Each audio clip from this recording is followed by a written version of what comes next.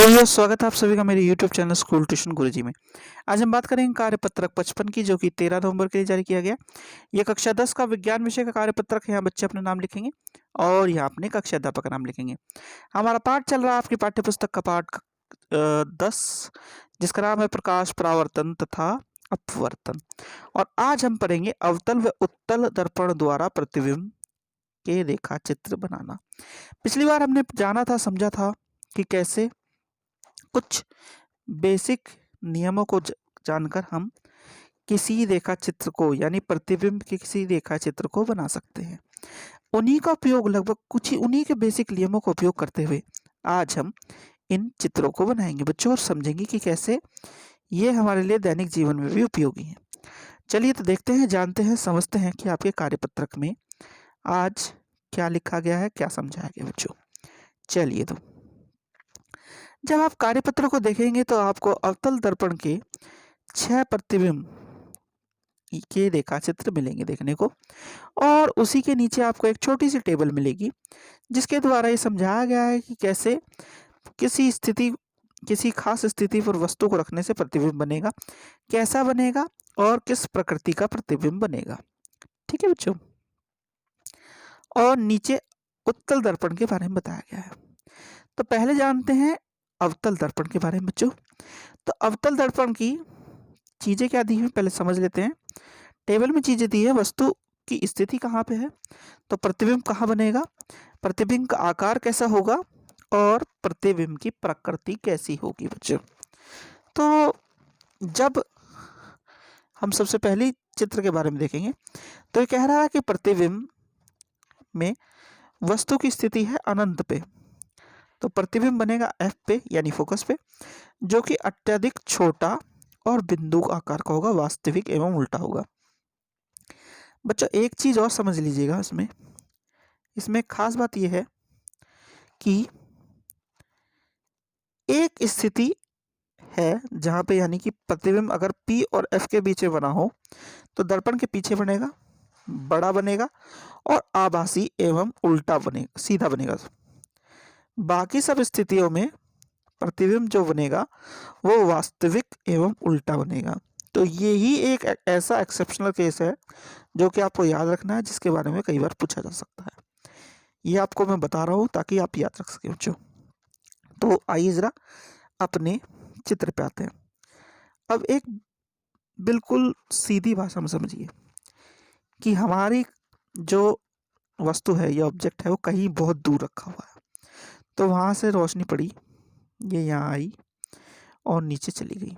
अब क्या हुआ, वहां से एक और रोशनी आई और ये नीचे चली गई। जब इस तरह रोशनी आई तो ये रोशनी F पे आकर के मिल गई। तो F पे हमारी जो इमेज बनी वह कैसी बनी, वह बनी जो प्रतिबिंब बना वास्तविक एवं उल्टा। ठीक है बच्चों। अब क्या किया हमने, वस्तु को थोड़ा धक्का देना शुरू किया। तो वस्तु को जब धक्का देना शुरू किया वो क्या हुई, वो C से परे, यानी इससे परे आ गई, यानी हमारी P पे आ गई, प्रिंसिपल एक्सिस पे आ गई। ठीक है। तो उससे क्या बनी, उससे इमेज कैसे बनी, ऐसे टकरा करके ये आ गई नीचे और इससे यहाँ चली गई। तो ये बनी किस पे, C और F के बीच में बनी। ये भी कैसी होगी बच्चों, ये छोटी होगी और वास्तविक व उल्टी होगी। ठीक है बच्चों। अब क्या किया बच्चों, हमने किया ये कि और थोड़ा धक्का दिया उसे ऑब्जेक्ट को। तो अब क्या हुआ, वो C पर आ गई। C पर क्या होगा, प्रतिबिंब भी C पर बनेगा, समान आकार का बनेगा और वास्तविक और उल्टा रहेगा। यानी कि ये जो इमेज है वो कैसी रहेगी, समान आकार की रहेगी।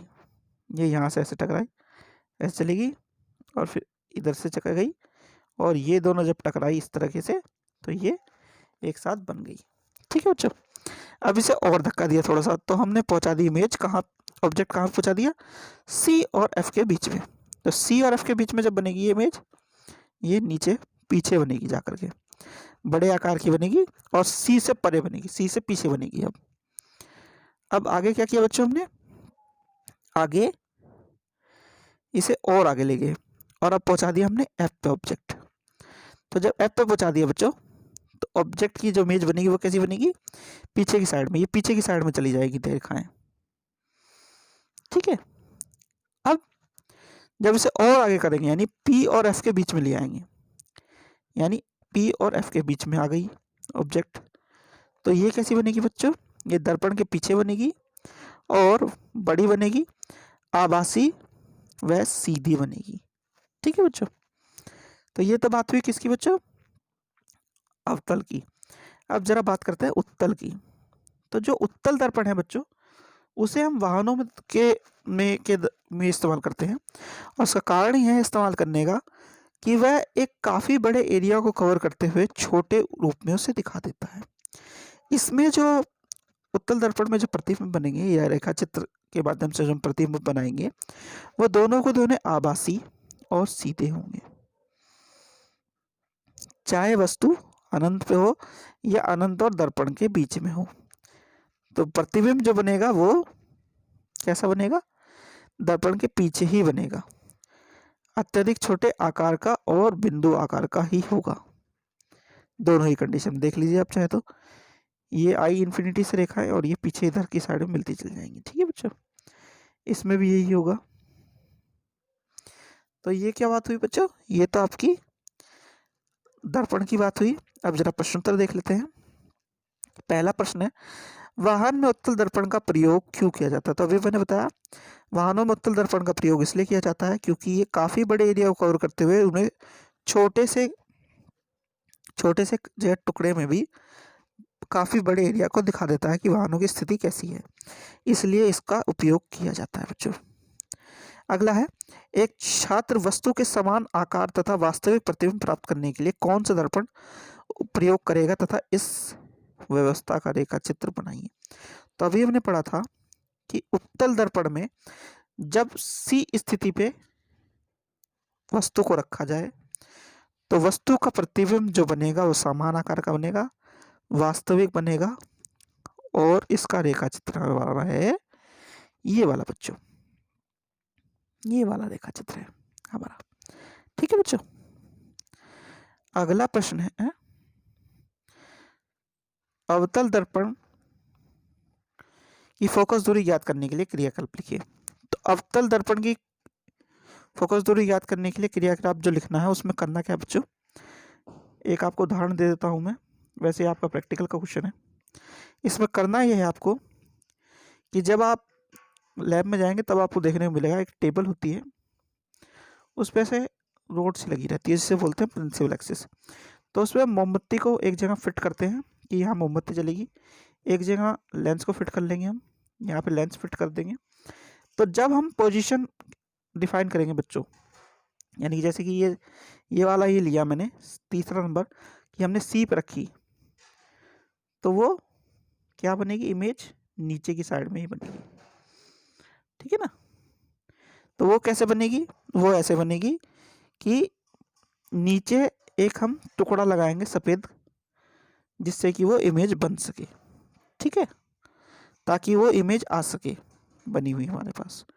तो जब हम इस तरह की चीज़ों को देखेंगे तो हम इसे 2-3 बार कैलकुलेट करेंगे आगे पीछे करके, फिर R/2 फॉर्मूले से हम फोकल लेंथ को कैलकुलेट कर लेंगे बच्चों, सिंपल वे में अगर कैलकुलेशन करनी हो तो, ठीक है।